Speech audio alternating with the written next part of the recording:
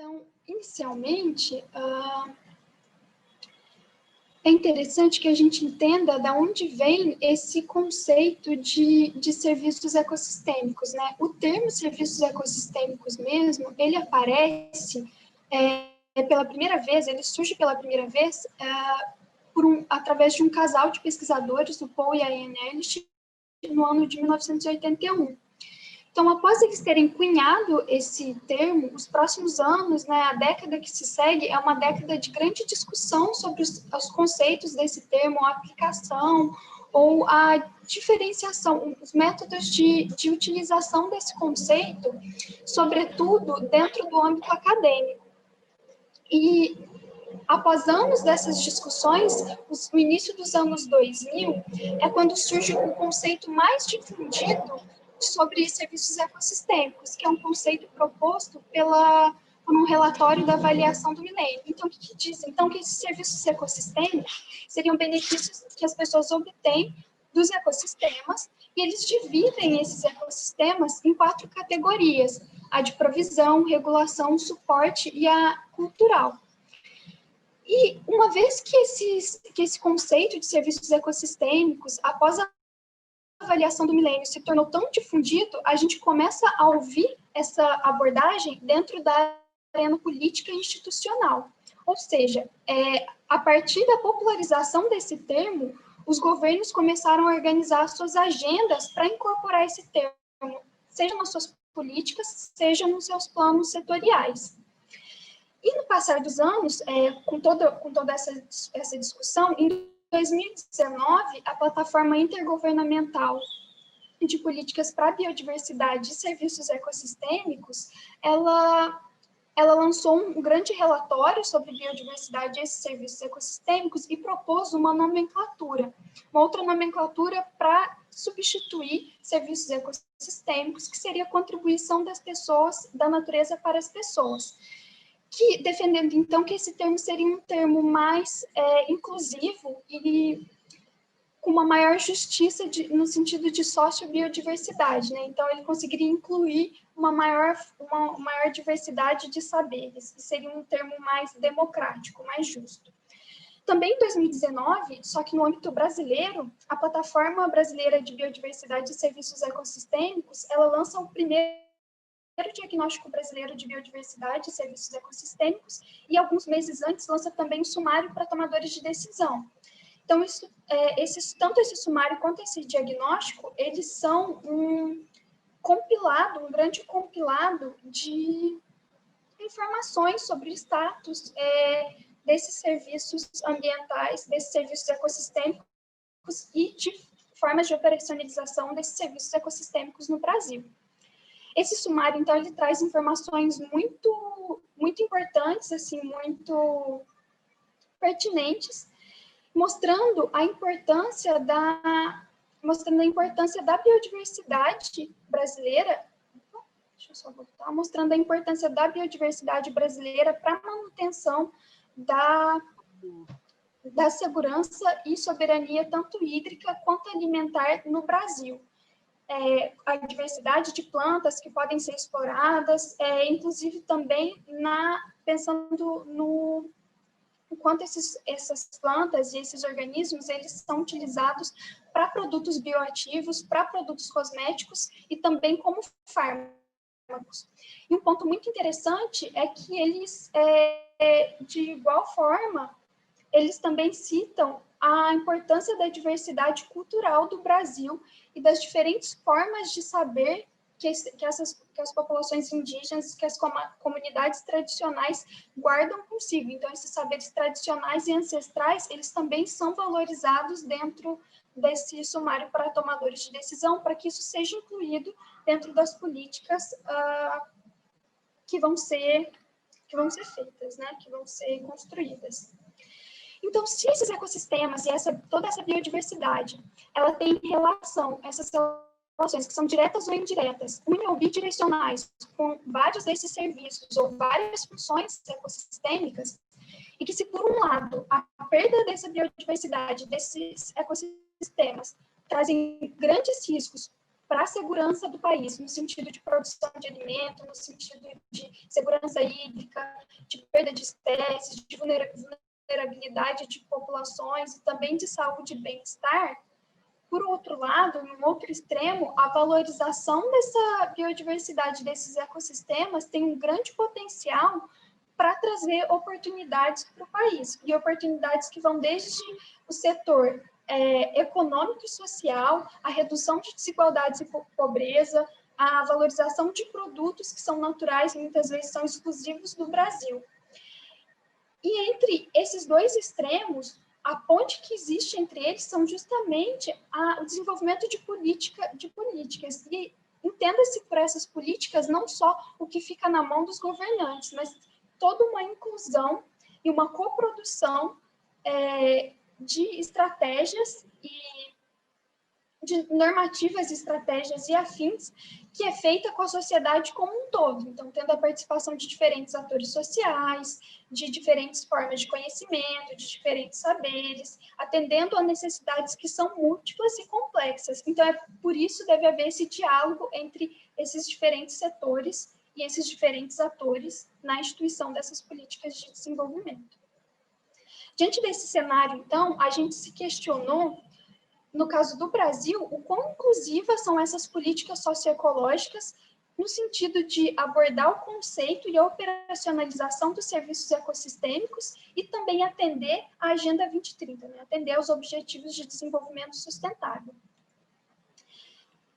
Isso porque, uma vez que os serviços ecossistêmicos eles estão dentro da agenda política, né, eles estão permeando essa arena política e institucional, a gente entende que eles estão intimamente vinculados com a governança, com os diferentes setores da sociedade, com os diferentes atores e necessidades desses atores da sociedade, que logo vão requerer um planejamento bem mais específico, né, um planejamento detalhado e diferentes formas de se comunicar como todos esses processos são feitos.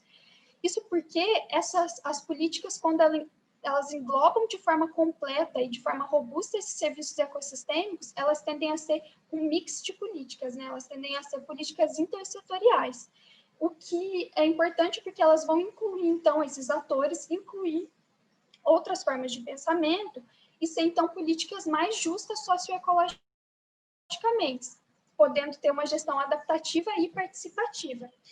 E com isso vai ser muito mais fácil, ou vai ser mais prático, né, mais oportuno, atender aos objetivos de desenvolvimento sustentável e pensando numa meta, então, que é trilhar esse caminho da transição para a sustentabilidade.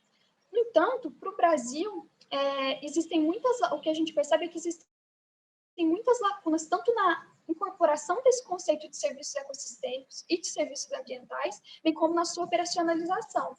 E para a gente entender quais eram essas dificuldades e de que forma esses conceitos de serviços ecossistêmicos e de ODS eles estão né, incluídos nessa política brasileira, a gente fez um exame, a gente fez uma análise de 10 instrumentos políticos de meio ambiente aqui do Brasil, dentre eles a Política Nacional de Meio Ambiente, a Política Nacional de Recursos Hídricos, o SNUC, né, que é o Sistema Nacional de Unidades de Conservação, a Lei da Mata Atlântica, a Lei de Gestão de Florestas Públicas, a Política Nacional de Gestão Territorial, Ambiental e Territorial de Florestas de Terras Indígenas, a Política Nacional de Restauração da Vegetação Nativa, a Política Nacional de Mudanças Climáticas, a Política Nacional de Biodiversidade e a Lei de Proteção à Vegetação Nativa, também chamada de Novo Código Florestal. Então, o que a gente fez foi entender, examinar o texto e o discurso de todas essas políticas e fazer uma interação uma interação quantitativa através de palavras-chave com o discurso e com o conceito de serviços ambientais, serviços ecossistêmicos, pagamento por serviços ambientais e objetivos do desenvolvimento sustentável. E o que a gente percebeu ao fazer essa análise foi que, em relação aos objetivos do desenvolvimento sustentável, todas essas 10 políticas, elas abordam uma diversidade muito pequena desses objetivos, né?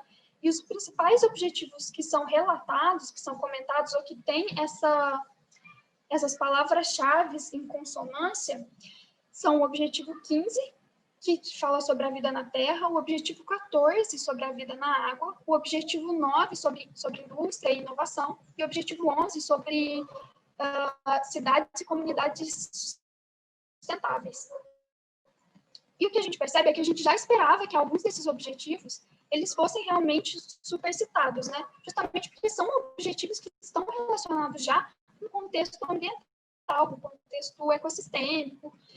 No entanto, a gente sentiu falta de que outros objetivos que vão um pouco além desse contexto ambiental, que eles tivessem uma integração e um diálogo um pouco mais direto com essas políticas. Sobretudo no atual momento que a gente está passando agora, a gente sentiu falta de ver um pouco mais a integração do ODS 3, que fala justamente sobre saúde e bem-estar.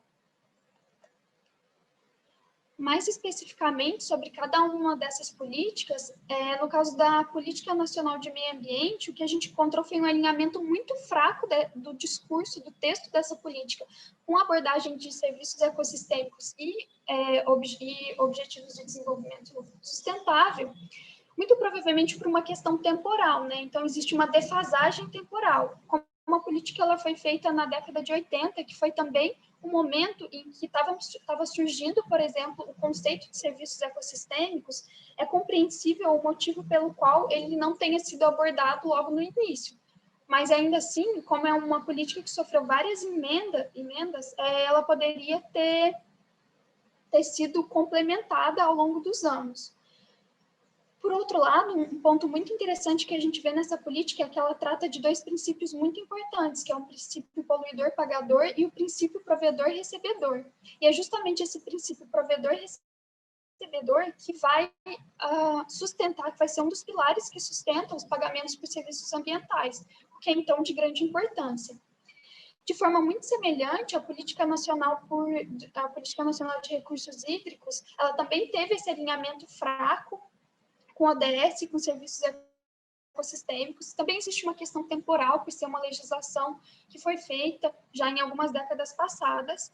Só que um ponto muito interessante que a gente vê é que, embora essa legislação ela não comente sobre o conceito, ou ela não cite pagamento por serviços ambientais, ou serviços ecossistêmicos, ou serviços ambientais, ou afins, existe a ANA, que é uma instituição, a Agência Nacional de Águas, é uma instituição muito forte dentro dessa política. E ela é uma instituição que ela não só apoia, como ela também investe em programas e projetos, inclusive de pagamento por serviços ambientais. Então, no caso dessa política, quem faz toda a diferença é, na verdade, a força institucional de algumas instituições, de alguns elos dessas instituições, inclusive conduzindo programas que são bem conhecidos em nível nacional, como o Produtor e o Conservador de Águas. Já essas outras 5 políticas, a Lei da Mata Atlântica, o SNUC, a Política Nacional de Manejo, a Política Nacional de Gestão Territorial e Ambiental de Terras Indígenas, a Lei de Gestão de Florestas Públicas e também a Política Nacional de Restauração da Vegetação Nativa, elas mostraram um alinhamento mediano, intermediário, entre com os serviços ecossistêmicos e também com os ODS.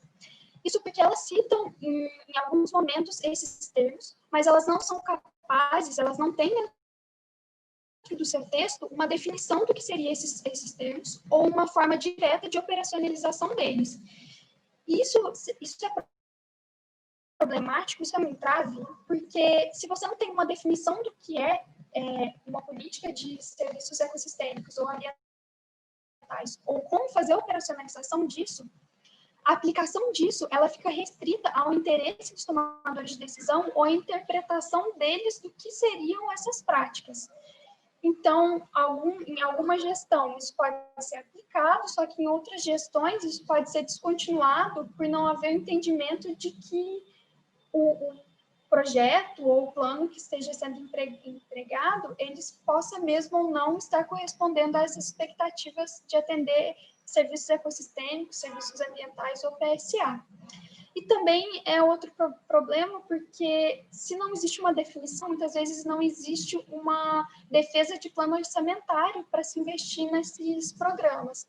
Então, se não existe também o interesse em investir, e principalmente o interesse em investir em longo prazo, acaba sendo uma política ou um mecanismo que é deixado de lado em prol de outros.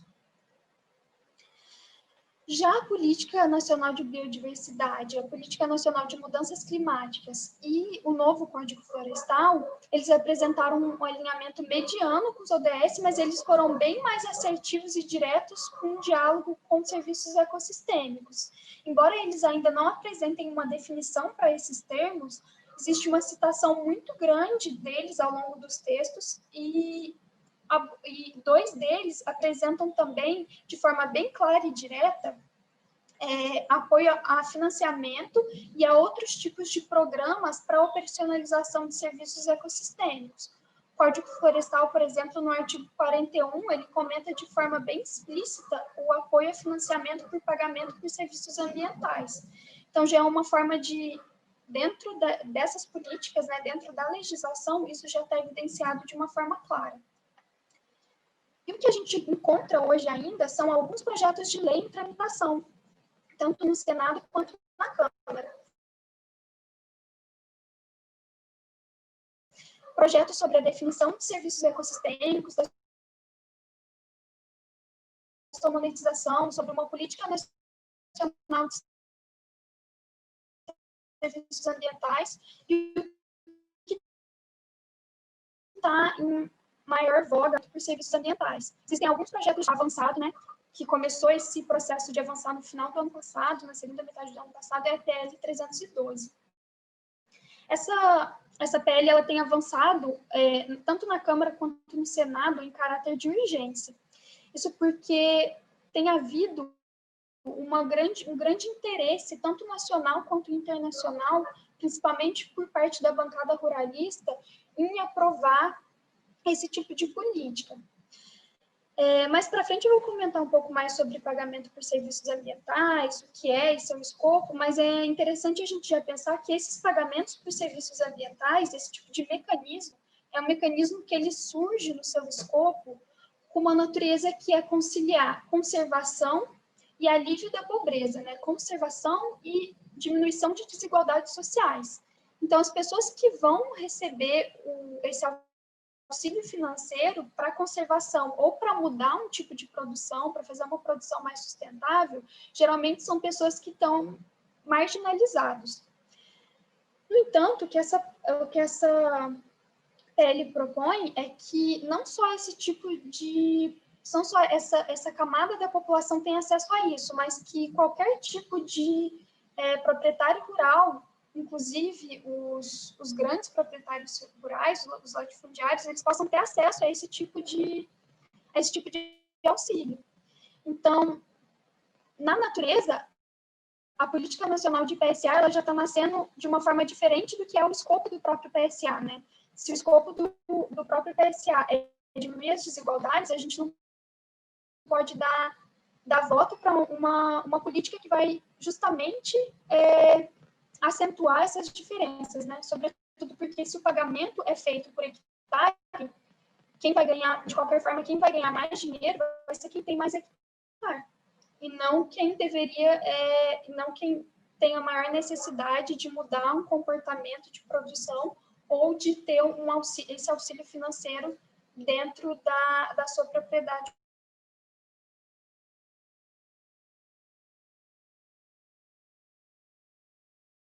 rural. É muito importante citar que as plataformas interinstitucionais, a produção de relatórios, planos e projetos nacionais e subnacionais, eles têm mostrado ser muito importantes na instituição de serviços ecossistêmicos, desse conceito de serviços ecossistêmicos e também na sua operacionalização. Isso porque vários desses planos que são aplicados, sobretudo em nível subnacional, em escala de bacia hidrográfica e em municípios, eles servem de exemplos para que outros municípios ou outros grupos eles possam reaplicar esses programas. Então, isso fortalece também uma governança que vem de baixo para cima, né? e o que é importante e o que vai construindo aos poucos esse caminho em direção à sustentabilidade. No entanto, o que muitos tomadores de decisão citam é que eles ainda sentem falta de um marco jurídico para esses serviços ecossistêmicos, né? Realmente uma definição do que seria, para saber de que forma aplicar e de que forma o que é aplicado é ou não considerado serviço ecossistêmico. Isso tem sido um grande debate também, sobretudo dentro do direito ambiental. Isso pode ser feito também, esse marco jurídico, ele pode ser facilitado quando a gente melhora o diálogo e a interação entre ciência, política e sociedade. Então, aumentando a participação dos atores-chave nesses processos. E a partir desse aumento de parcerias, né, dessa coprodução, a gente pode, então, rumar a essa meta de sustentabilidade, entendendo essa sustentabilidade como um conceito cola, ou seja, um conceito que une tomada de decisão, sociedade e também valores, e valores que são, inclusive, valores morais. Isso porque une diversas questões, que são tanto econômicas, quanto culturais, ecológicas e também sociais.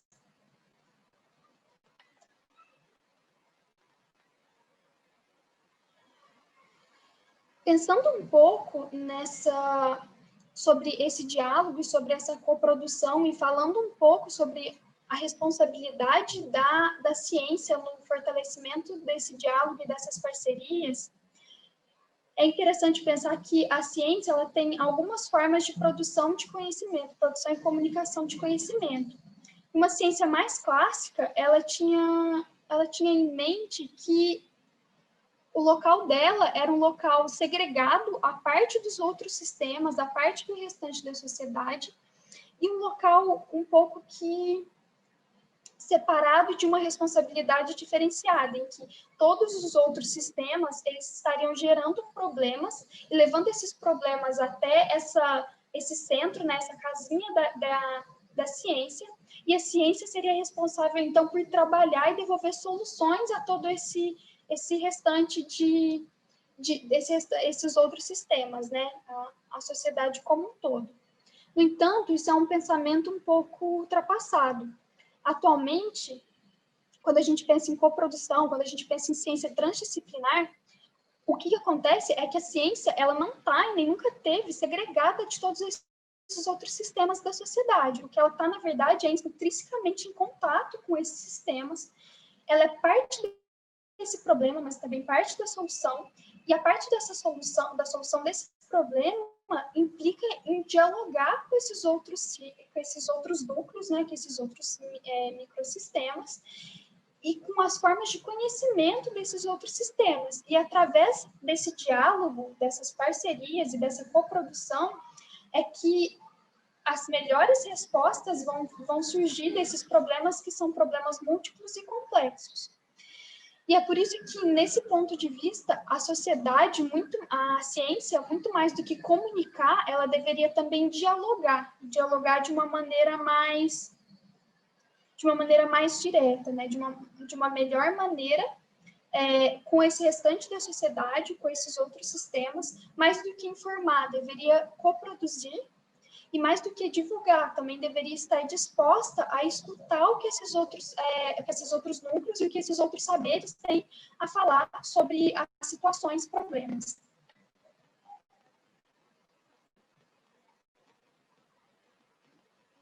Só um minutinho que travou aqui.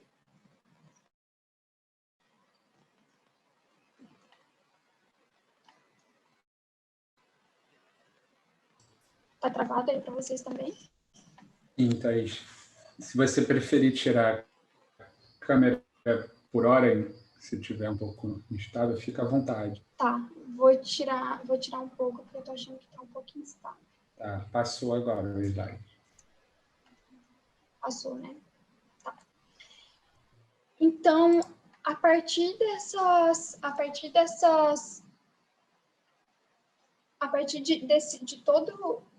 de toda essa coprodução e de todo esse compartilhamento de ideias para resolver esses problemas é que a gente pode rumar a essa sustentabilidade, né? Pensando no atendimento dos objetivos de desenvolvimento sustentável, mas também pensando num prazo maior do que esse que vai até 2030, né? Para conseguir integrar transformações que são transformações de origens múltiplas, que vão desde educação, questões de gênero, de sustentabilidade, de produção de alimentos, energéticas ou questões de inovação. Então, para a gente conseguir integrar todo esse movimento com uma sustentabilidade, é preciso que a gente saiba coproduzir e informar esses conhecimentos e divulgar esses conhecimentos de uma maneira diferenciada. No Brasil, por exemplo, a gente tem alguns instrumentos que podem nos auxiliar em relação a isso. Existem 4 principais instrumentos, né? Os instrumentos regulatórios, muito conhecidos também como instrumentos de comando e controle. Existem instrumentos de incentivo, que são os instrumentos como o pagamento por serviços ambientais, os CMS ecológicos, offsets.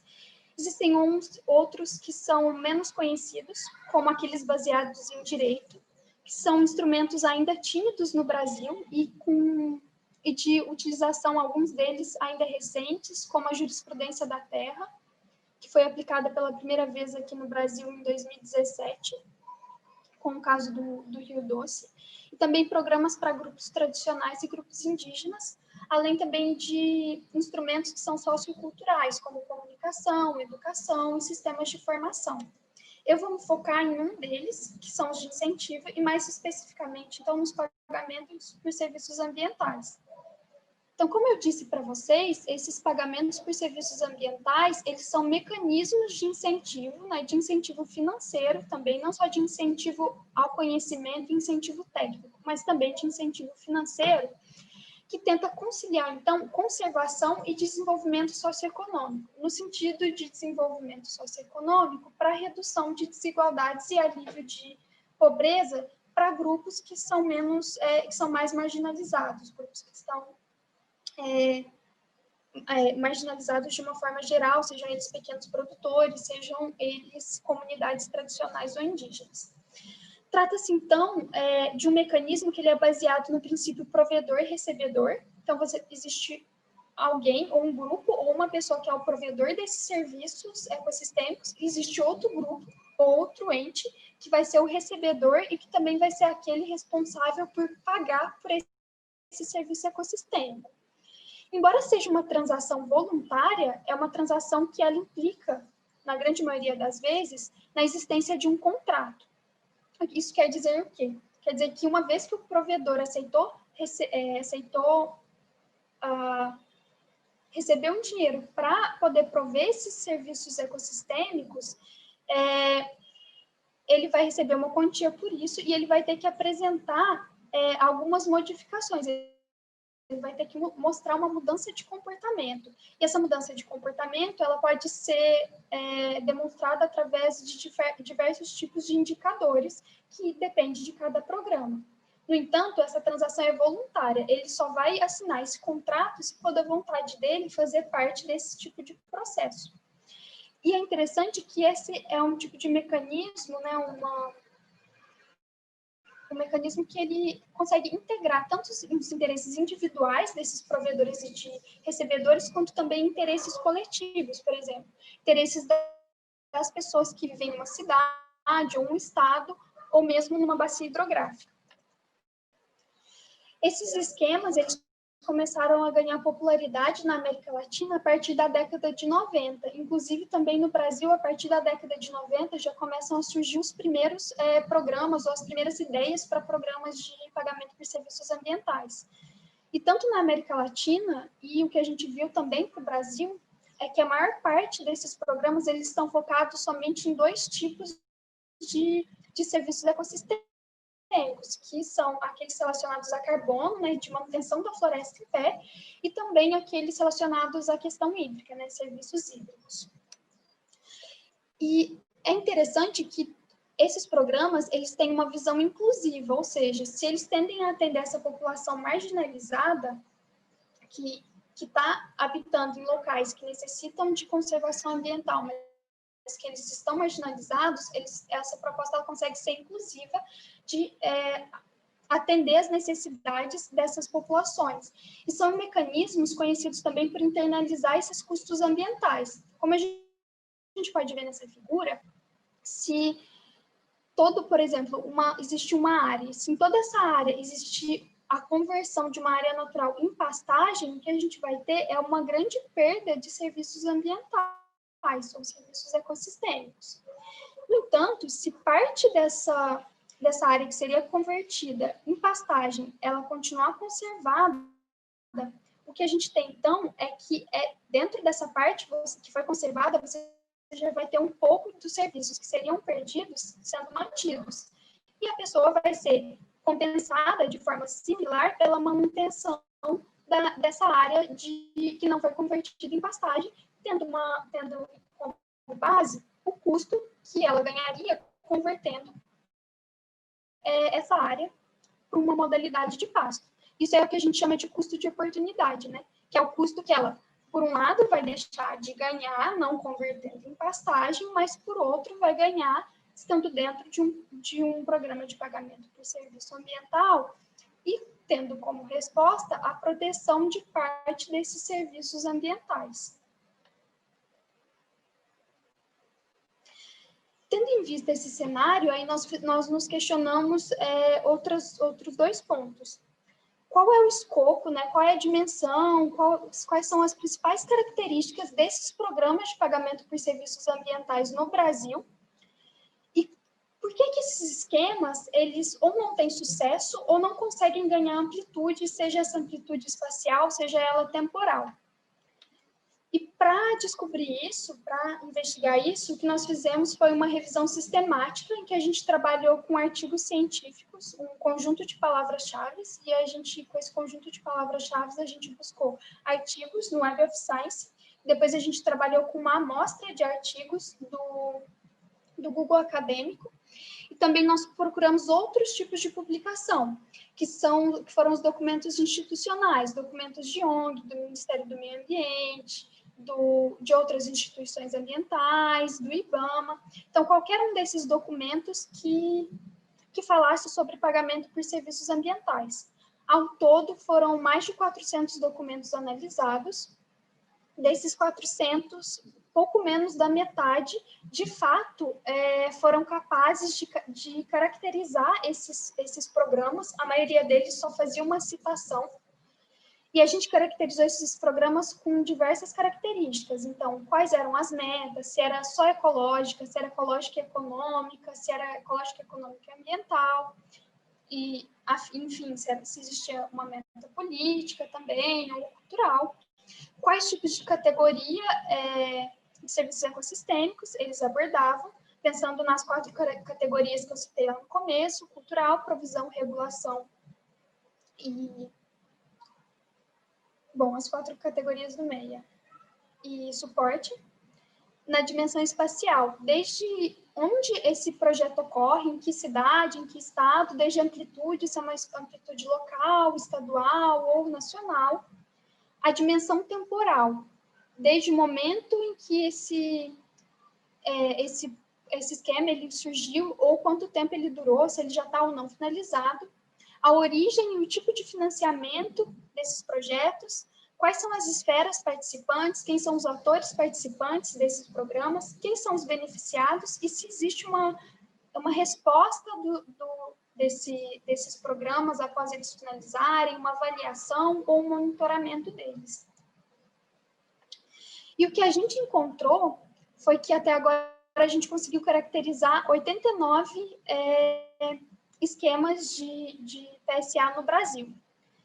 E desses 89, aqui eu trago alguns dados que são preliminares para vocês. Todos eles deixavam bem claro que a meta do programa era ecológica, e alguns poucos colocavam outras metas, além de metas ecológicas, nesses projetos, que foram metas econômicas, sociais, culturais e políticas, sendo metas culturais e políticas aparecendo de forma bem tímida.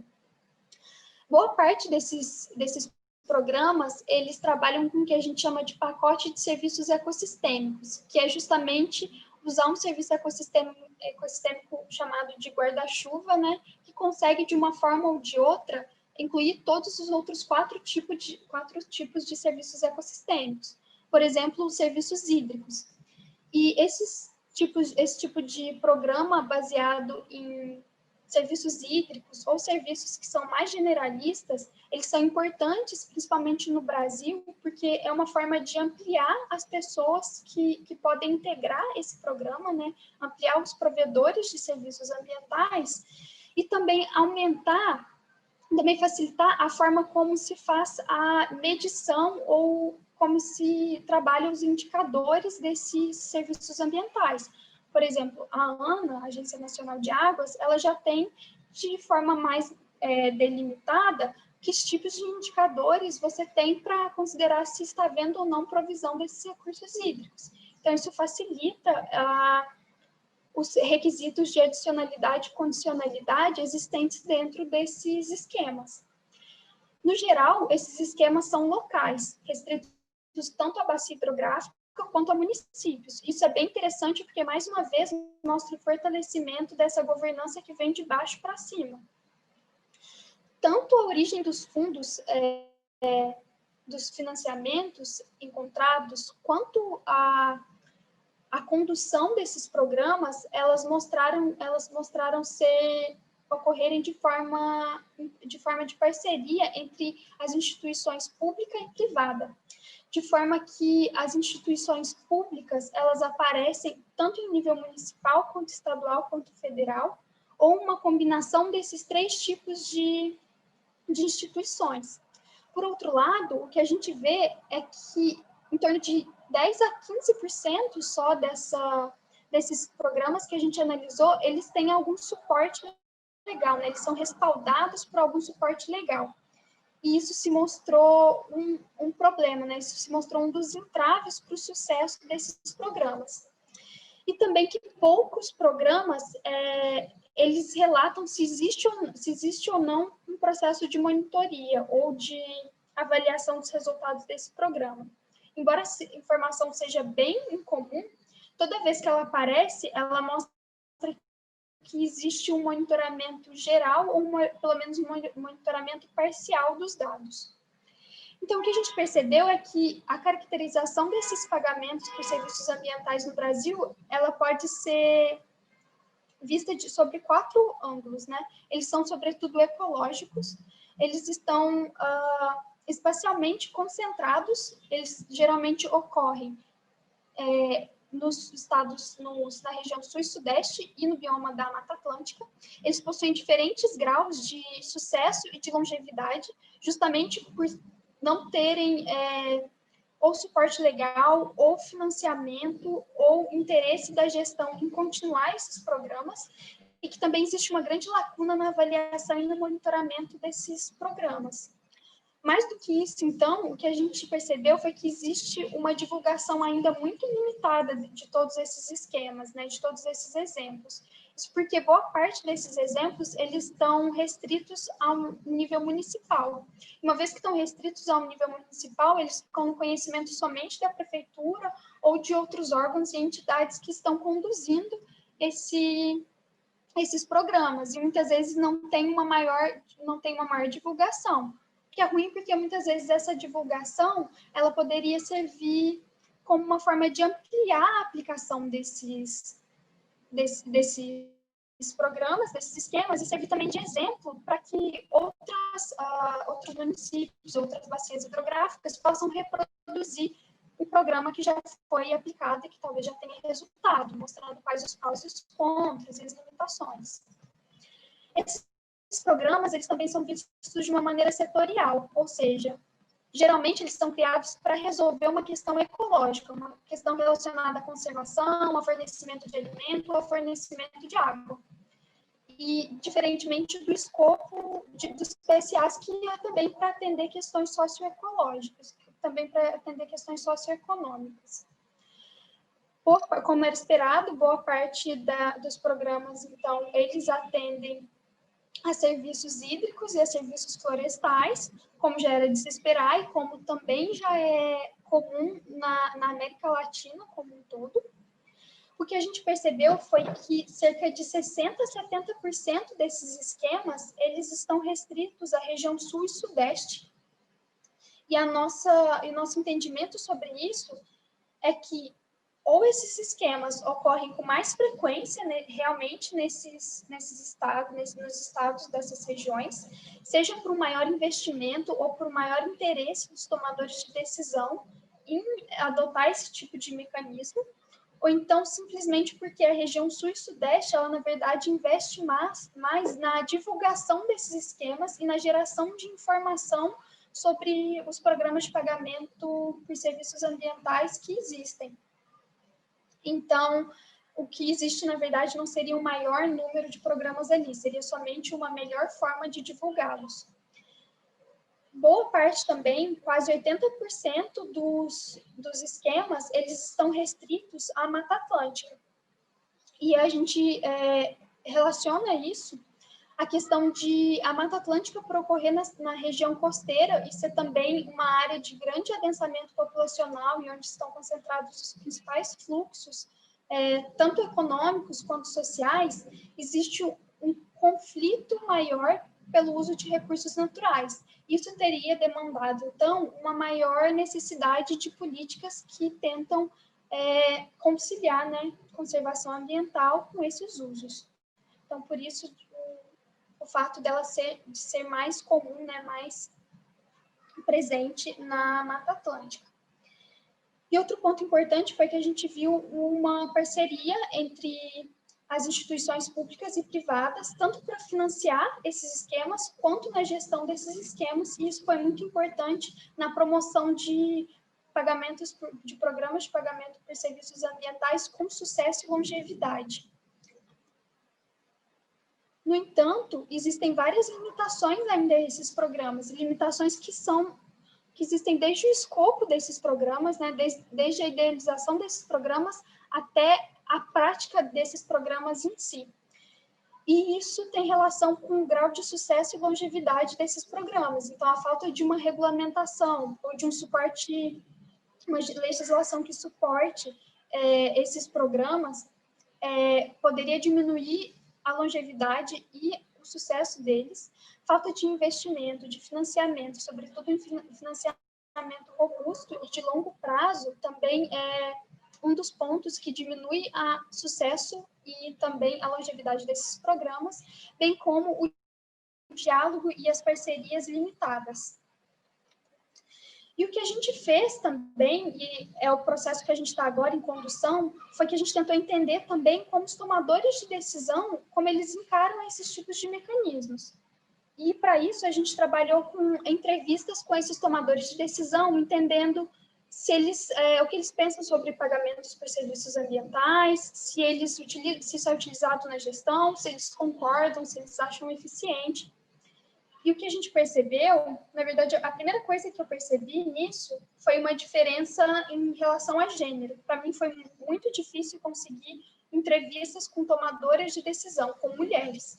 A maior parte dos meus entrevistados foram homens. Então, foi uma primeira diferença que eu vi, e aí tendo já em mente sobre os objetivos do desenvolvimento sustentável e atendimento a questões de gênero, essa foi a primeira dificuldade que eu tive. Por mais que eu tentasse encontrar mulheres que estavam nessa área, eu encontrei um número pequeno e nem sempre elas estiveram disponíveis para me atender. E um segundo ponto que eles comentaram, aqui eu coloco, a gente ainda está em análise desses discursos, eu coloquei só alguns pontos principais que eu achei comum na fala da maioria deles, né? Então, eles comentam sobre uma falta de alinhamento entre as esferas governamentais, então, muitas vezes, a expectativa ou a demanda nacional é diferente da estadual, que é diferente da municipal, e eles não conseguem conversar entre si. Existe uma falta de parceria e também de diálogo entre os diferentes setores, isso pensando em nível municipal. Então, o que eu percebi aqui para o estado do Rio de Janeiro é que muitas vezes a Secretaria de Meio Ambiente ela não consegue se comunicar de forma direta ou eles não têm a mesma abordagem ou os mesmos objetivos que a Secretaria de Agricultura. Então, muitas vezes, eles não são consonantes entre si, e isso dificulta que esses esquemas eles sejam implementados, conduzidos e tenham sucesso.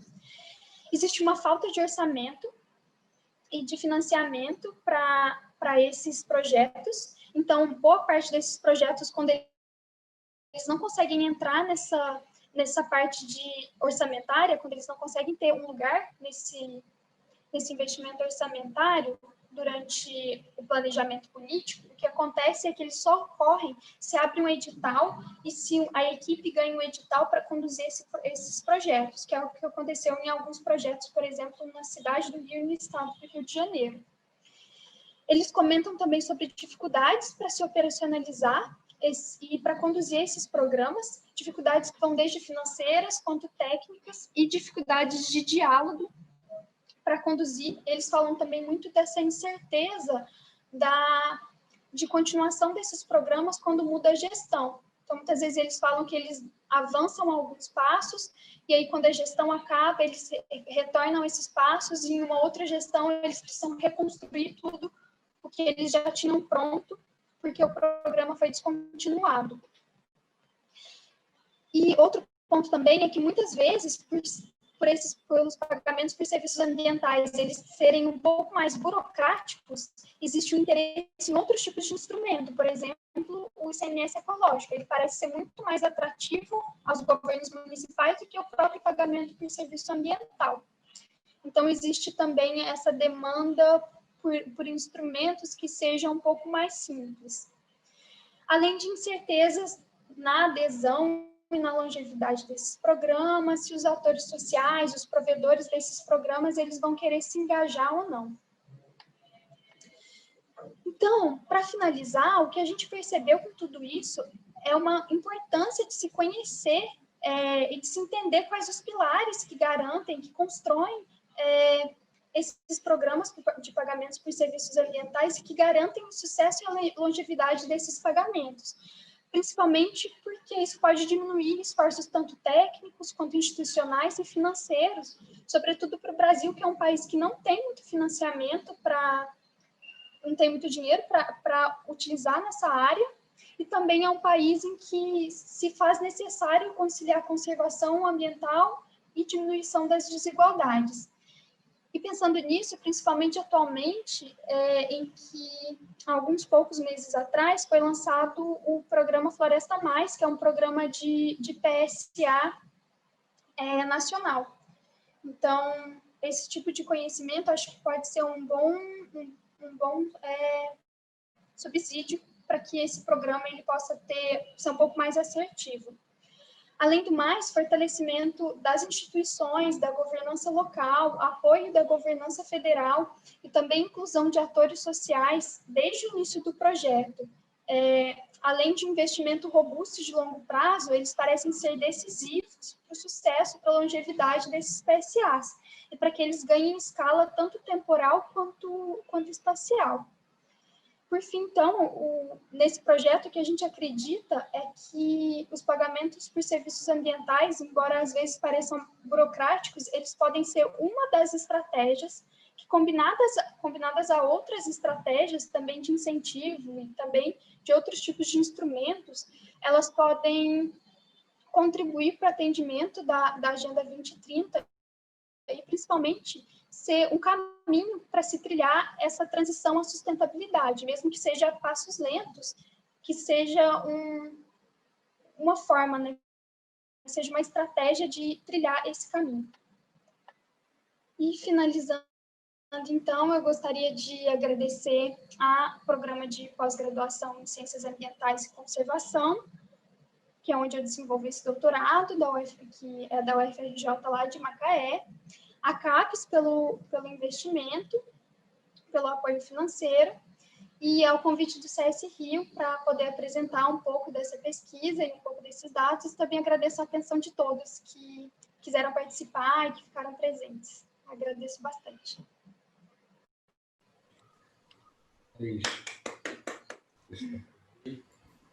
Parabéns, muitíssimo obrigado.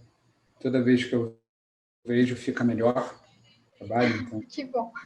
Um ótimo sinal. É incrível quão abrangente é o seu trabalho, assim, e de fato quão quão útil ele pode ser. E várias ideias já, mas mais importante do que eu falar é, na verdade, a nossa plateia dedicada aí se segurando com as suas perguntas, interagir com você agora. Então, só para ficar numa tradição de 5 anos do CS Rio já, queria convidar o professor Cadu, que já manifestou seu interesse, para abrir a nossa rodada de perguntas. Cadu. Estava aqui abrindo o microfone. Obrigado, Bernardo, pela gentileza. E, Thaís, obrigado pela palestra, muito interessante. E é um tema que não tem como não se envolver. Eu já tenho coisa demais para fazer na minha vida, mas tem temas que são irresistíveis. E comecei a ler há pouco tempo sobre isso. E pensando, né, foi bem frequente na tua abordagem, que foi água e floresta, né? Como que PSA se articula com soluções baseadas na natureza, né? Você conhece essa iniciativa do ECN? Então, assim, como é que elas se conectam? E a última pergunta, né, curtinha. Na tua visão, é melhor a gente ter programas de governo numa escala municipal, estadual ou federal? Eu estou numa fase que eu prefiro olhar muito mais para o município hoje em dia do que para outras escalas. As coisas ficaram estão cada vez mais complicadas, né? Mas eu queria saber a tua opinião. Tá? Obrigado e desculpa por 2 perguntas. Agradeço as perguntas, Carlos, Cadu, muito boas. Bom, eu não tenho um conhecimento muito grande sobre soluções baseadas na natureza, mas eu penso que elas se articulam muito bem. Se articulam também com adaptação baseada em ecossistemas também, porque eu penso que o PSA ele é um dos instrumentos para que a gente consiga se utilizar dos ecossistemas e dos produtos desses ecossistemas, né, dos benefícios desses ecossistemas, para atender necessidades que são necessidades humanas, né, que são necessidades sociais. Então, penso que essa articulação é bem direta. Existe, dentro dessa discussão, uma questão que é os pagamentos por serviços ambientais, eles estão muito voltados até hoje para uma questão rural. E que para eles se adequarem melhor, eles precisam ser vistos sobre um ângulo urbano. E é até uma discussão que eu tenho com a Karine, que é uma outra aluna lá da PUC, que a gente pensa muito sobre essa questão de serviços ecossistêmicos urbanos, que acho que avançar um pouco mais na discussão deles seria uma forma da gente conseguir alinhar um pouco mais essa estratégia, esse instrumento de pagamento por serviços ambientais a soluções baseadas na natureza. Mas eu vejo, assim, como um instrumento para isso, não único, não necessariamente o melhor, o mais eficaz, mas um dos instrumentos que possam compor esse processo. E a segunda pergunta é uma pergunta que eu também me questionei bastante, sobretudo quando eu fazia a revisão sistemática. A minha visão pessoal é que eu penso que esses esquemas, eles têm maior chance de sucesso e longevidade quando eles estão em escala municipal ou em escala local, não necessariamente municipal, pode ser numa escala de bacia, por exemplo, uma escala de bacia hidrográfica, do que em nível estadual e nacional.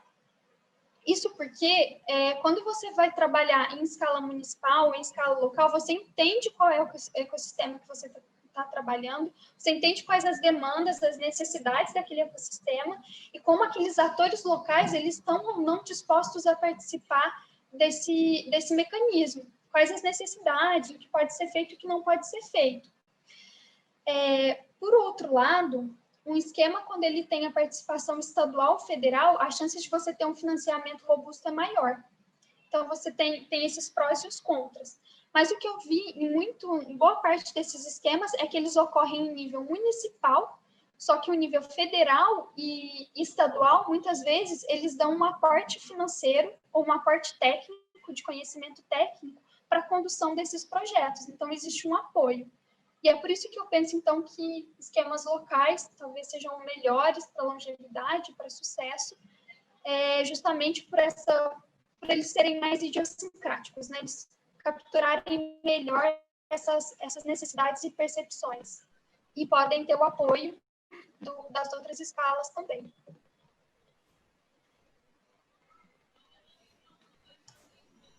Oi.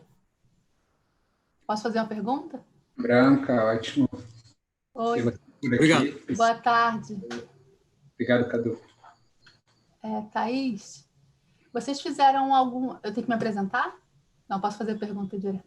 Eu sou doutoranda da pós-graduação em Ecologia da FRJ e consultora da Fundação Brasileira para o Desenvolvimento Sustentável. Eu queria saber se vocês fizeram algum levantamento de aplicação desses recursos, assim, da efetividade, da eficiência, se eles chegam mesmo no produtor, como é que esse caminho se desvia, porque eu tenho alguns relatos de produtores rurais em Minas que tiveram uma grande dificuldade de receber o Bolsa Verde, que tem lá, que é estadual. Demorou anos para chegar e chegou, e depois nunca mais foi pago, e aí fica ali rodando na prefeitura, Brasil, né? Aí queria saber se vocês têm algum levantamento mais sistemático, mais amplo para o Brasil da efetividade desses pagamentos quando os programas acontecem. Não, Branca, não temos. A gente difícil, buscou né? isso, muito difícil. É difícil, inclusive, você ter informação do montante, do volume de recurso que foi investido.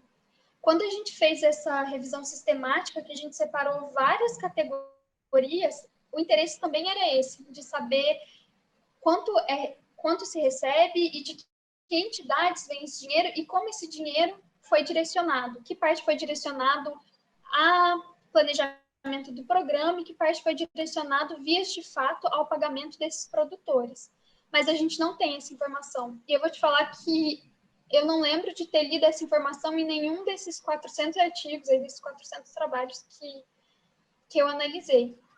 E, além do mais, também, outra questão é que quase nenhum desses trabalhos, eles falam sobre os processos de monitoramento ou de avaliação desses programas, que talvez traria a percepção dos provedores de serviços ecossistêmicos, por exemplo, dos agricultores, se eles receberam de forma correta ou não esse dinheiro, esse recurso, né?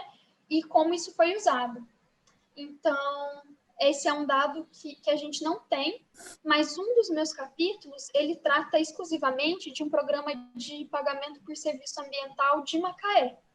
E nesse eu consegui alguns dados falando, não que o dinheiro não chegou aos produtores rurais, mas que o próprio Comitê de Bacia teve um grande problema em receber esse dinheiro do Estado e da Federação, e que eles não puderam, então, repassar isso para os produtores rurais de uma maneira tão rápida e eficaz.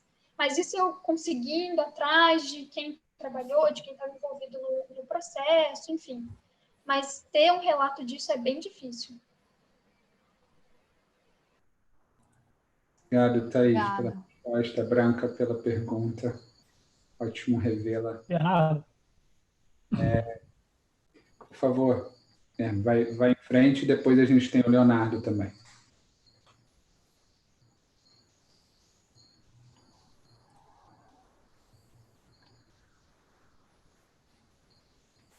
Oi? Bernardo. Pode ir, por favor. Pode ir em frente. Tá, ok, bacana. Thaís, parabéns. Prazer imenso revê-la. E eu mexi aqui, meu chat travou, vai. Você citou lá no início da... Desculpa. Você citou no início da apresentação a Política Nacional de Recursos Hídricos, né, na relação dela com os objetivos e tal, a aderência dela, né, objetivos e da sustentabilidade, etc. Mas uma coisa me chamou a atenção que vocês reparam que ela não tem tanta aderência, mas o que você pensa a respeito dessa novidade que trouxe a política nacional? Duas novidades que eu acho emblemáticas. Uma é a questão da descentralização do poder, por meio dos comitês de bacia. embora isso seja um grande avanço, a gente percebe que o Estado, né, ainda não conseguiu lidar direito com isso porque ele não solta a mão do poder, né? Então, segura a verba, etc.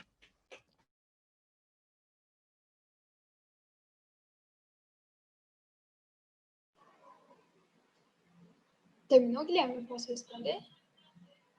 Resultantes da outorga, na mesma bacia, digamos, de acordo com as discussões ou definições dadas pelo próprio comitê de bacia. Então, eu entendo que isso tem uma conectividade com essa questão do princípio, o início, o poluidor-pagador, depois a gente vem do provedor da água, né, e receptor, né? Então, nessa perspectiva, qual a sua análise dessa perspectiva de que agora quem toma conta dos recursos, ou deveria tomar conta do encaminhamento dos recursos, é um comitê de bacias, que é um órgão colegiado, no mínimo tem que ser paritário, né? E as verbas que são aplicadas, ou deveriam ser aplicadas de acordo com os interesses do comitê, são verbas oriundas da outorga, que é o quê? A outorga é o pagamento, né? É a cobrança que se faz pelo uso da água. Como que você entende essa relação aí, conectando com toda a informação que você trouxe a respeito do PSA, né? Olha, Guilherme, eu acho que é uma questão bem delicada. Eu entendo como o seguinte: quando você centraliza e dá mais liberdade, nesse caso, para o comitê de bacias, para eles desenvolverem esses programas, você também está dando maior oportunidade deles desenvolverem programas da mesma forma como eu falei para o Cadu, que sejam as necessidades locais. Por outro lado, essa descentralização também é uma forma de você terceirizar as responsabilidades que seriam ou federais, ou estaduais, ou municipais de uma forma geral. Então, o que acontece é que esses programas, o que eu penso sobre isso, é que, na verdade, essa terceirização de responsabilidades também é uma terceirização de não investimento, né? Você está reduzindo o quanto você pode investir em programas que seriam da responsabilidade de Estado ou da nação e investir naquele local. O que eu penso que isso tem a ver com serviços ecossistêmicos e com os objetivos de desenvolvimento sustentável, como eles dialogam em si, é que você está dando uma maior oportunidade desse local de conduzir uma governança que é bottom-up, né? De conduzir uma governança que vem de cima para baixo, que tem se mostrado muito forte em diversos locais. Então, você pode, dentro de uma legislação que é geral e que deve ser respeitada, você pode criar programas que sejam muito mais transdisciplinares e adaptativos do que você conseguiria construir em outros momentos. Por outro lado, como o comitê de bacias, ele depende de um conjunto de pessoas que vão ou não aprovar isso também está muito relacionado a um jogo político e a uma questão de interesses. Então, por mais que você tenha mais liberdade, às vezes, dependendo de quem compõe esse comitê de bacias, você pode ter uma limitação de resposta do que você quer, porque as pessoas que estão ali não têm um interesse nisso. Então, assim, eu vejo como de uma maneira muito semelhante ao que o Cadu me perguntou, assim, acho que tem prós e contras, mas para mim o pró é muito grande, que é esse pró de ser mais assertivo por ser uma escala menor. E essa escala menor também garante que você tenha uma governança um pouco mais forte, essa governança crescendo de baixo para cima, sendo um pouco mais forte. E o contra, que seria essa falta de investimento, é possível você buscar por meio de parcerias com as outras esferas governamentais ou com instituições privadas ou por meio de editais. Não sei se eu respondi muito bem a sua pergunta, se não pode refazê-la. Não, ajudou. Obrigado. Parabéns. Obrigado, Guilherme. Obrigado, Thaís. Leonardo, você tinha levantado a mãozinha, você baixou, mas continua na fila. Leonardo, e agora é sua, Fábio, também. Então, a gente tem Leonardo, se quiser perguntar.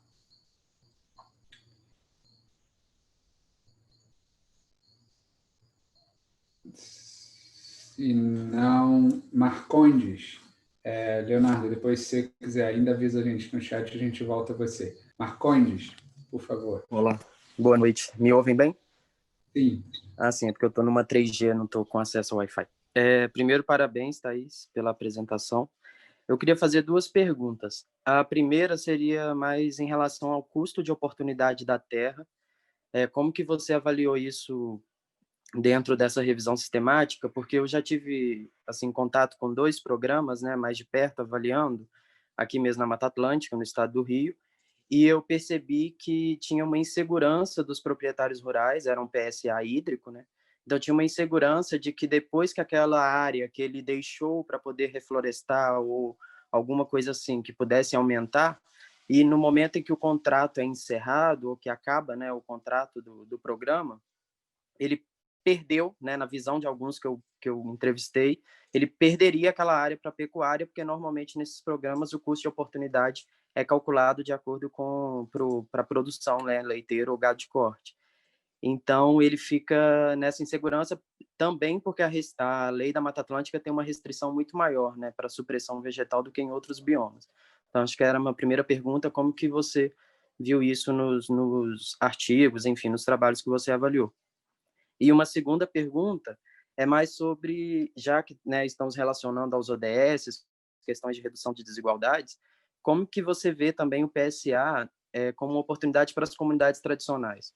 Porque, por exemplo, se a gente pensa na cota, né, de reserva ambiental, no CRAC, tá, para ser um instrumento que a própria lei florestal trouxe.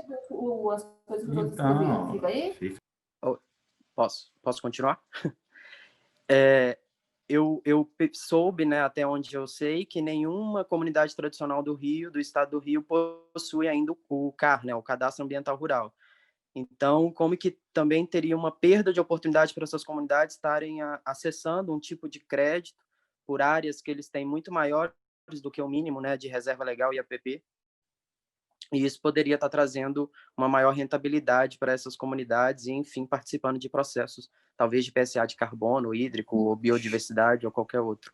Queria ver se você conseguiu fazer alguma análise ou descoberta sobre isso também para as comunidades tradicionais. Obrigado. Muito bom, Marcondes, obrigada. Boas perguntas. Bom, primeiro sobre o custo de oportunidade.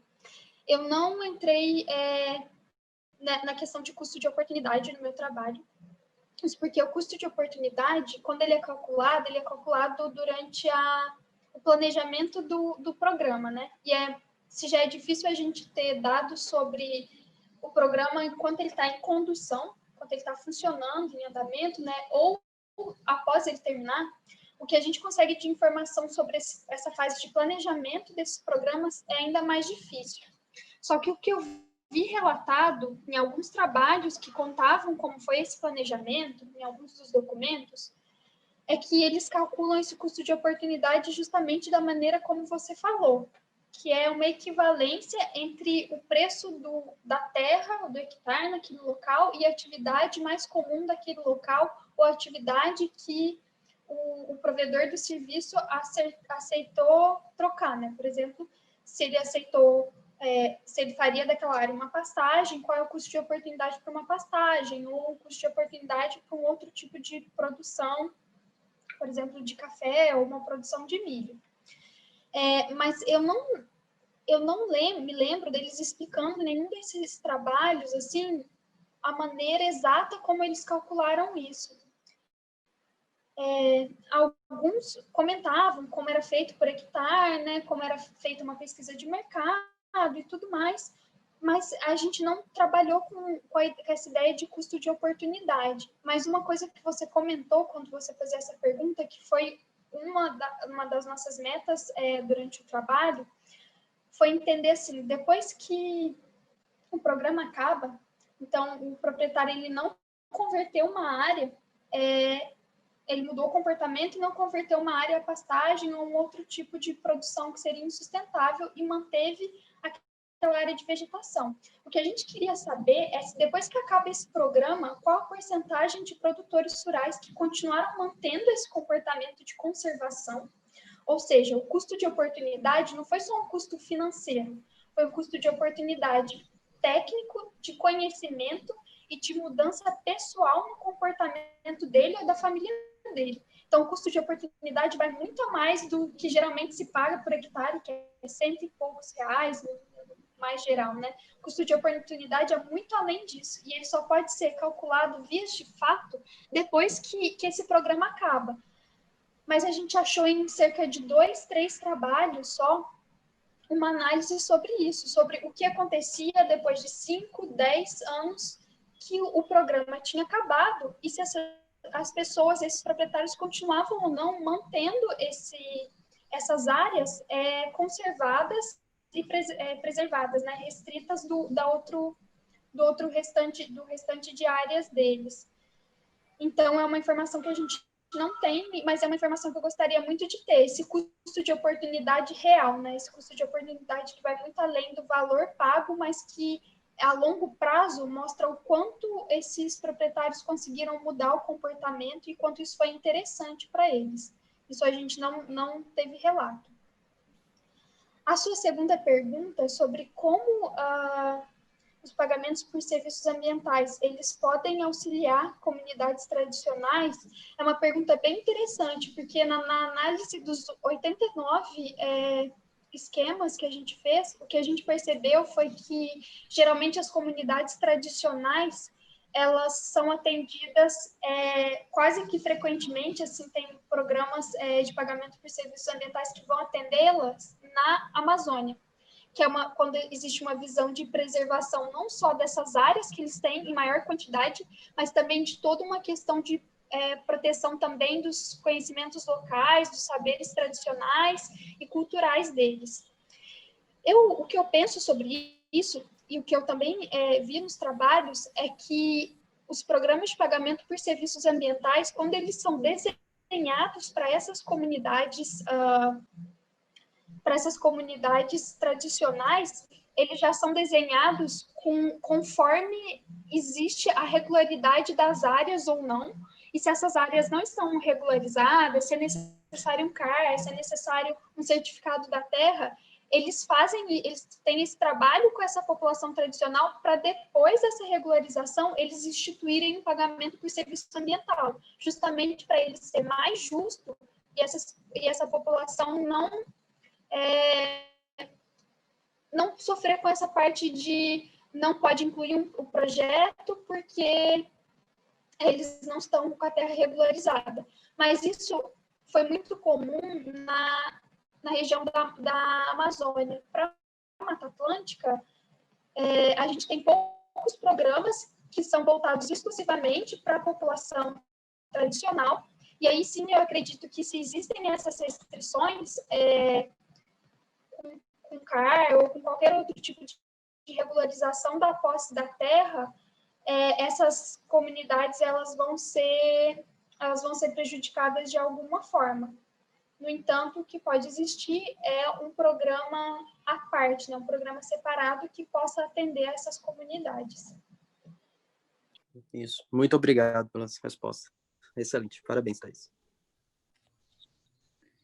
Obrigado, Marcondes, pela pergunta, Thaís, pela resposta. Leonardo, queria te passar de novo a palavra, se você estiver me escutando. E vocês estão conseguindo digitar no chat alguma coisa? Alguém pode... não estão conseguindo, tá? Não faço ideia do que aconteceu, o Zoom é muito criativo. Então, se vocês quiserem fazer perguntas, se souberem, levanta a mãozinha, que nem o Leonardo está fazendo ali no chat dele. Mas, Fábio, eu já estou com você anotado aqui, logo depois do Leonardo. Só rapidinho, então, quem não estiver conseguindo levantar a mãozinha, só para fazer um apanhado geral, pode abrir o microfone e dizer, eu quero fazer uma pergunta, que aí a gente anota aqui.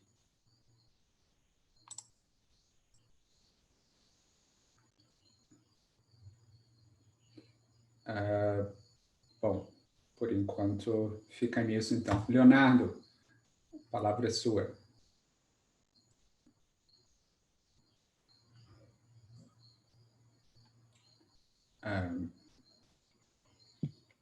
Só licença, Bernardo, licença pessoal, licença Thaís, tudo bom? Meu nome é Bruna, vou apresentar rapidinho, mas só aproveitando aí a deixa da pergunta que fiz agora sobre custo de oportunidade, tem um trabalho do Carlos Eduardo Jung, que ele discutiu bastante isso, a questão de custo de oportunidade da terra, e ele até rodou o Dinâmica Ego, que é um software de dinâmica de uso do solo, para ver quanto, e para fazer uma curva de quanto seria essa população, né, que receberia o PSA, quanto que ela estaria disposta à conservação. Então, tipo, quando ele... É que o chat não está liberado, eu tentei mandar o trabalho por lá e também não consegui. Mas depois eu posso mandar o trabalho para vocês, porque é bem legal essa discussão que o Jung faz, que ele fala exatamente, tipo, isso que vocês estavam discutindo, né? Que ela tem uma transformação ao longo do tempo, né? Esse estar suscetível à conservação desse custo de oportunidade. Mas só para complementar. Boa, Bruna. Obrigada pela lembrança. Esse trabalho é bem interessante mesmo. E ele fala dessa disponibilidade das pessoas, dos provedores a pagar, né? Ele fala desse DAP, né? Disponibilidade a pagar. Só que ele faz também ele faz uma projeção, né? De quanto deveria custar, de quanto é esse custo de oportunidade, quanto seria esse custo de oportunidade vias de fato, na prática, e não o custo de oportunidade que é muitas vezes calculado dentro desses programas ou calculado com base em algumas tabelas. Você disse isso, eu até me lembrei de uma das entrevistas que eu fiz com um dos tomadores de decisão, e ele falou uma coisa bem interessante. Ele falou assim que ele acha um absurdo a gente fazer programa de pagamento ambiental com base em tabelinha de não sei o quê, de uma empresa, de outra empresa, de não sei quem que estuda não sei o quê. O produtor rural não quer saber de tabelinha, não quer saber como que está sendo calculado. O produtor rural quer entender se deixar de fazer mudar o seu comportamento, deixar de fazer uma ação para fazer outra ação, realmente vai gerar fruto econômico para ele, principalmente a longo prazo. E esse é o problema do custo de oportunidade quando ele é tratado só de forma econômica e não de forma real. É que depois que esse prazo acaba, depois que esse pagamento acaba, os comportamentos geralmente também se modificam, não é mais de interesse do produtor rural ou da comunidade em continuar preservando essa área, justamente porque é um déficit financeiro para eles. Mas é muito bom esse trabalho mesmo, se depois você conseguir compartilhar, é muito bom. Acho que liberou agora, mas é exatamente isso que você está falando, Thaís, né? Concordo super, que tem que ver o que depois do PSA, né? Qual é o ganho para o produtor rural. E eu vou compartilhar o trabalho agora no chat, e só para quem se interessar, o Cadu, ele fez uma estimativa por município brasileiro. Então, todos os municípios que estão ali nesse estudo, ele fez uma estimativa individual. Nesse trabalho, ele não dá essa estimativa individual, mas se alguém tiver interesse, eu posso compartilhar o e-mail do Cadu, também do aluno dele que fez, e ele tem uma tabela e ele consegue até passar os valores individuais. Se a pessoa estiver trabalhando com um município para PSA, ele tem o valor para lá, né? Então, é super específico, assim, é bem legal. Bom, obrigada, Thaís, foi ótimo, tá? Espero aí que a gente converse mais. Tá bom, até mais. Vamos conversar muito. O Bruna está com a gente agora no IES, está aí já circunda, a gente já interage, então não vão faltar oportunidades. Cadu é um parceiraço, todos os Cadus são parceirados, não sei se o outro está aqui ainda, e o trabalho é muito legal também. A gente desenvolveu no IS1 que a gente faz isso no Pixel, o que é legal também, ou seja, já dentro do município, e depois, só uma observação antes de passar a palavra. Thaís, se você quiser, pode ir lendo a pergunta do Leonardo no chat, você consegue ver o chat? Ele está sem microfone, ele escreveu a pergunta dele lá, enquanto eu vou falando alguma besteira aqui, só para complementar o que a Bruna deixa eu só procurar a pergunta dele aqui. Um pouquinho para cima. 6h37.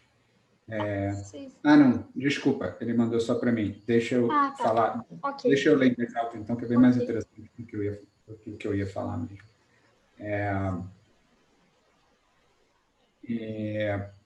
Olá, Thaís. Boa noite e parabéns pelo trabalho e apresentação.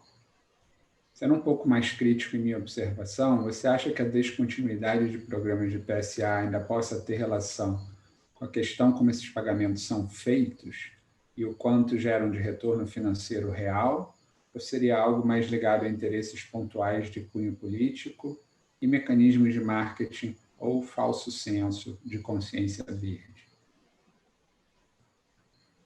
Obrigada pela pergunta, Leonardo. Eu acredito que o não engajamento para esses programas ou a descontinuidade deles seja uma combinação desses dois fatores.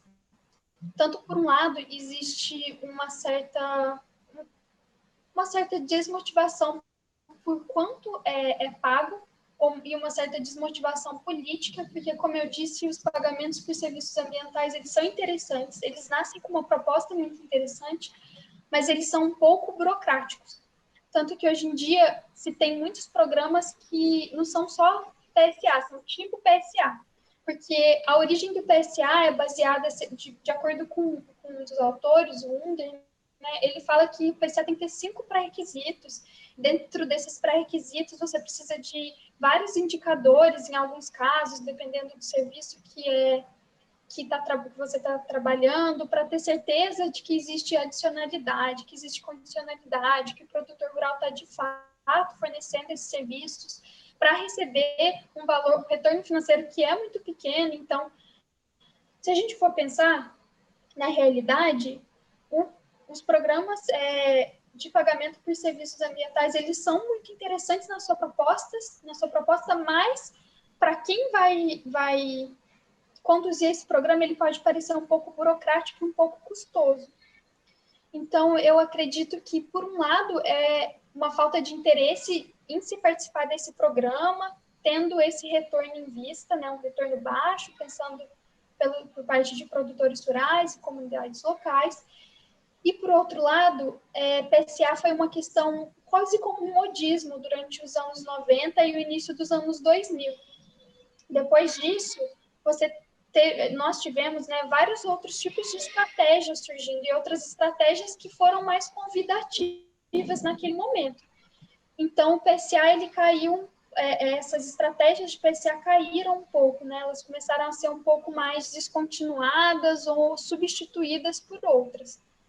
Mas o que eu acredito é que não só a estratégia de PSA ela vai resolver essas questões, e não só a estratégia de PSA e mais 1 ou 2 mecanismos, outros tipos de alternativas vão resolver esse problema. Eu acredito em um conjunto de alternativas, e o PSA é um desses conjuntos de alternativas, e que em alguns espaços, com alguns públicos-alvos, com alguns conjuntos de atores e em alguns ecossistemas, o PSA ele consiga ter uma adesão maior e ele consiga se encaixar de uma forma melhor.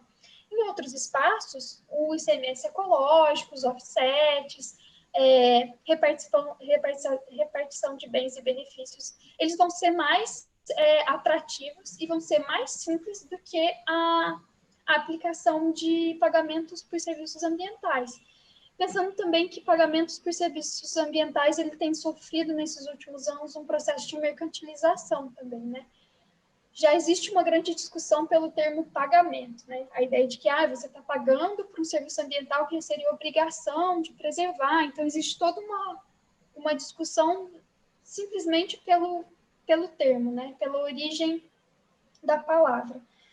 E ainda mais agora, no ano passado, esse ano, por conta desse debate com a política nacional de PSA, né? Essa ideia desses pagamentos serem institucionalizados de uma forma como não se era esperado, né?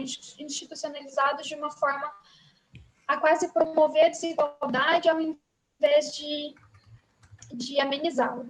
Então, eu acredito que existe uma combinação entre essas questões que você falou, né?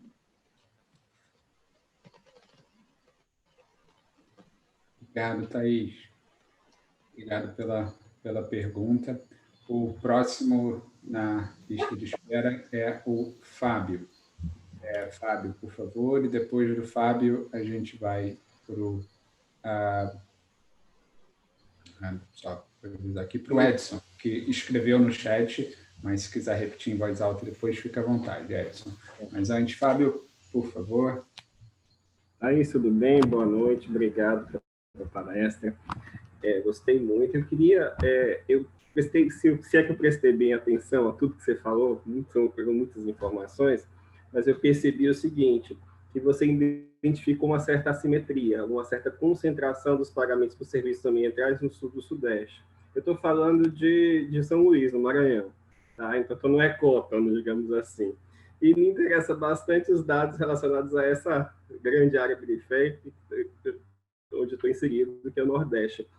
Além dessa questão das informações que não são disseminadas, você deixou isso bem claro, que esses espaços, eles têm dificuldade de... Eles sequer conhecem, e de fato isso é verdade, você conversa assim com os tomadores de decisão aqui, e dá para identificar isso. Além dessa questão, você identificou outras resistências à implantação de pagamentos por serviços ambientais nessas áreas, inclusive no Nordeste? Obrigada por assistir a palestra, Fábio, pela pergunta. Bem interessante sua pergunta, porque eu também fiquei me questionando bastante isso.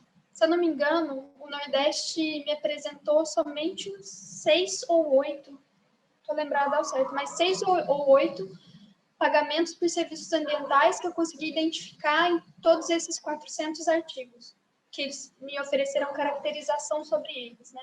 E eu fiquei bastante surpresa, porque eu esperava encontrar muito mais. Enquanto, mesmo na região norte, eu também encontrei poucos tipos de pagamentos por serviços ambientais, poucos esquemas, né? E, por outro lado, a região sul e sudeste me mostrou vários pagamentos, inclusive mais de um pagamento sendo feito dentro de um mesmo município. E sobre a sua pergunta, se encontrei algum tipo de resistência, olha, o que eu encontrei sobre as resistências de inclusão de adoção desses pagamentos por municípios, principalmente, não ser do interesse político, eles alegarem de que não existe um financiamento robusto, que dê não só para começar o projeto, mas para conduzir o projeto. Em vários municípios aqui do estado do Rio, o que acontece, por exemplo, é que eles têm maior interesse em investir em ICMS ecológico, porque tem um retorno para o município também, do que investir em pagamento por serviço ambiental, que você precisa mobilizar uma equipe, que você precisa estar lá monitorando. Então, o ICMS ambiental, o ICMS ecológico, para eles é muito mais vantajoso. E o que eu percebi, na verdade, não é de resistência, mas eu percebi o que facilitou muito mais que municípios ou estados, às vezes, construíssem planos de pagamento por serviços ambientais. E uma dessas coisas, em nível estadual, para estados como Espírito Santo, São Paulo e Rio de Janeiro, que começaram a dar frente às políticas estaduais de mudanças climáticas. Então, isso deu uma reforçada para que eles investissem em pagamentos por serviços ambientais. E outra coisa que aumentou o número desses pagamentos nos locais foram diversos editais, principalmente editais estrangeiros, que promovem esses tipos de pagamentos. Então, TNC, às vezes WWF, ITP. Então, vários desses institutos, quando eles lançavam editais para iniciativas desse caráter, né, de PSA ou iniciativas de conservação, foi isso que movimentou a maioria dos municípios a tentar implementar um desses projetos nas suas áreas, né, nos seus limites. Aí, só um complemento. Pode. A maior parte desses editais eram de área de Mata Atlântica ou existia também para outros biomas? Boa parte, pelo que eu me lembro, desses projetos estavam voltados para florestas, não necessariamente para a Mata Atlântica. Alguns deles para a Mata Atlântica, mas a maioria deles voltados para a floresta. E aí, quando você tem também esse capital internacional, né, investido, eles querem visualmente ver uma floresta como uma visão clássica de floresta tropical sendo preservada. Não necessariamente, muitas vezes, uma restinga, ou uma caatinga, ou um cerrado, né? Tanto é que, se eu também não estou enganada, não, com certeza, eu não achei nenhum programa de PSA para Caatinga. Todos os programas de PSA que eu encontrei para o Nordeste, eles estão na Mata Atlântica, eles estão próximo ao litoral. E outra questão também que facilitou, que fortaleceu que municípios adotassem PSA, foi o apoio da ANA, da Agência Nacional de Águas, para a instituição de programas produtor e conservador de águas. E aí, o que eles fazem, na verdade, não é necessariamente entrar com dinheiro, né? Nem sempre. Mas, geralmente, o que eles fazem é dar um grande apoio técnico, porque eles já montaram diversos projetos de produtor e conservador de água em vários locais. Eles têm dados de monitoramento, eles têm dados do que dá certo, do que não dá certo em cada local. Então, quando eles ofereceram esses materiais para diversos municípios, isso também foi um facilitador da construção de PSAs. Mas, especificamente, para o Maranhão ou para o Nordeste, eu não lembro de nada assim que seja determinante, sabe? Isso de uma maneira como um apanhado geral. Obrigado. Obrigado pela pergunta, Fábio, pela resposta, Thaís. A gente vai agora para as duas últimas perguntas. A gente tem o Edson e a Patrícia. Ambos escreveram no chat, mas fiquem à vontade se preferirem repetir em voz alta. Edson, a palavra é sua. Oi, professor Thaís, boa noite. Eu estou na rua, então se puder ler a pergunta, eu acho bom. Eu só queria parabenizar, Thaís, o trabalho. Eu sou um peixe fora d'água aí do assunto, e eu tenho conversado com uma dúzia de pessoas aí. Você é que está mais entendida, na minha experiência, né, humilde, do assunto. Se puder ler a pergunta, professor, acho que fica melhor. Posso sim, Edson. Obrigado por participar aí da rua.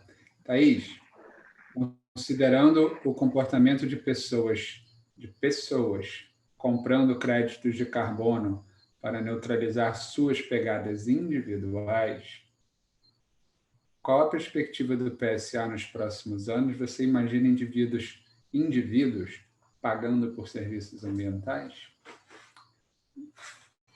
Obrigada pela pergunta, Edson, pelo elogio aí. Tô buscando aprender cada vez um pouco mais sobre esse cenário.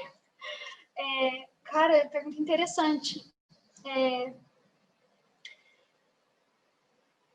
Olha, eu penso que iniciativas individuais de PSA seriam bem interessantes. Eu só não sei se elas seriam chamadas de PSA. Eu só não sei se elas levariam esse nome por essa construção teórica e acadêmica sobre o que é um PSA. Então, eu imagino que isso vai ganhar muita força nos próximos anos, essas iniciativas individuais ou iniciativas para grupos muito pequenos. Que isso vai ganhar um campo nesses próximos anos, como um tipo de nicho de mercado.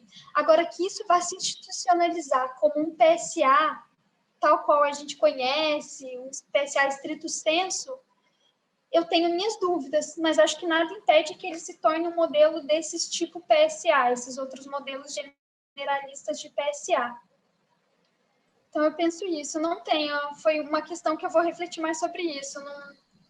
Não tinha parado para pensar tanto nessas experiências individuais. O que eu tenho visto bastante é que algumas empresas, alguns congressos de meio ambiente, de sustentabilidade, o que eles têm feito é, quando as pessoas se deslocam para esses congressos ou para alguns eventos, ou a própria empresa ela tem uma grande pegada ecológica, isso você pode individualmente ter formas de ou pagar ou fazer uma ação para conseguir compensar ou neutralizar essas pegadas que foram geradas por você durante a viagem, durante o seu consumo ou pela empresa.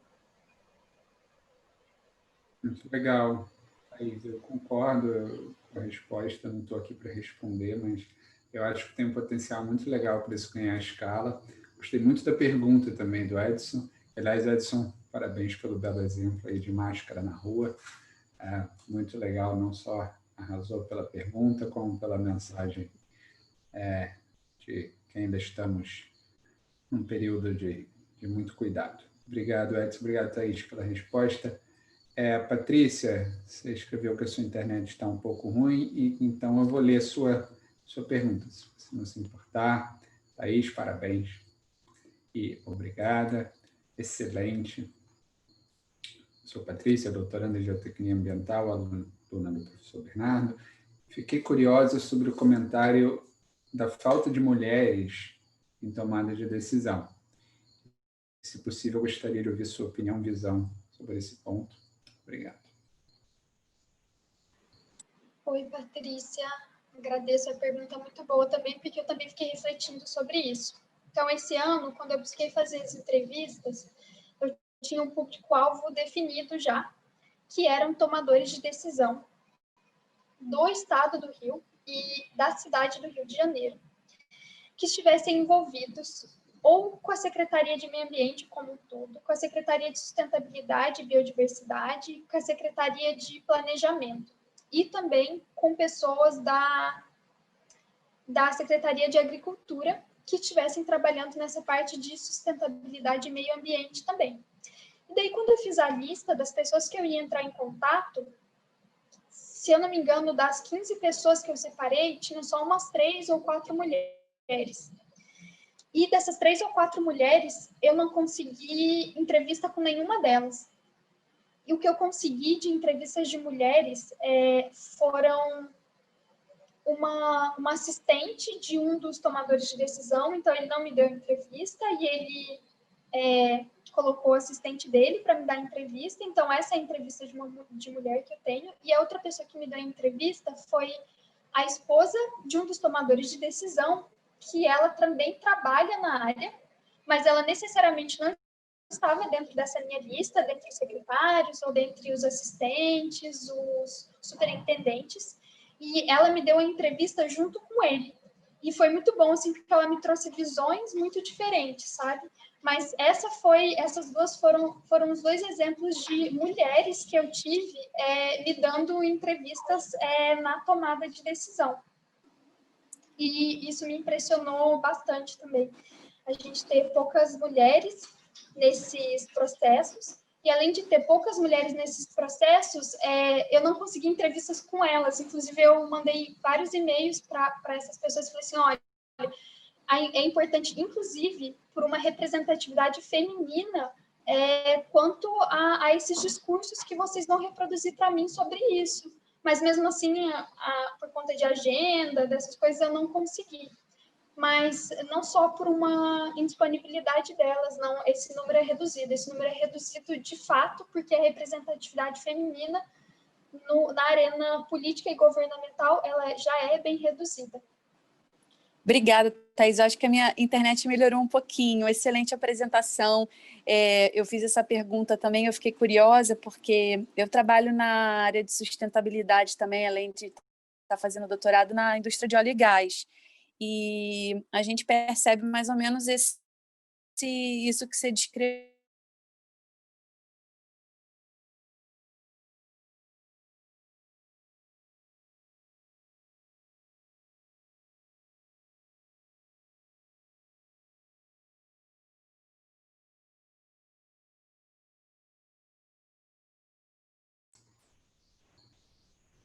Acho que a internet da Patrícia...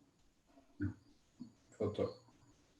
Oi, eu não sei se vocês conseguiram me ouvir, minha internet está muito ruim. Caiu, a gente ouviu o início, Patrícia. Está ouvindo agora? Sim. Eu não sei onde... É por isso que eu estava com medo de falar. Não, eu estava dizendo para ela que eu fiquei curiosa, porque a gente passa por isso também. Eu trabalho em sustentabilidade com óleo e gás, né? E a gente tem alguns esforços, porque a gente percebe que quando tem todos sendo envolvidos na tomada de decisão, ela vem mais completa, a discussão flui melhor. Então, eu achei muito interessante esse comentário que ela fez, obviamente, além de tudo, que foi excelente a apresentação. Obrigada pela oportunidade. Obrigado a você pela pergunta. Patrícia, de fato, indubitavelmente, ter um balanço de gênero na tomada de decisão, só melhora a tomada de decisão. Aliás, se a gente aprendeu alguma coisa em 2020 com o combate à Covid, é que, na verdade, talvez um desbalanço de gênero na outra direção melhoraria muito a tomada de decisão, com as mulheres dando show de liderança aí mundo afora. Então, o que me anima é que, não só no IES, a gente tem 2/3 de uma equipe sendo feminina. No nosso mestrado de sustentabilidade, exatamente 2/3 da turma é de mulheres também. Então, acho que a geração futura aí de líderes tem tudo para mudar e ajudar a recalibrar isso. Aproveitando essa nota, dado o adiantado da hora, que infelizmente a terceira parte do CS Rio, o nosso happy hour tradicional, vai ter que esperar um pouquinho mais. Queria agradecer de novo demais, Thaís, e parabenizar pelo seu trabalho. Agradecer a presença de todas e todos vocês. Entrem em contato por e-mail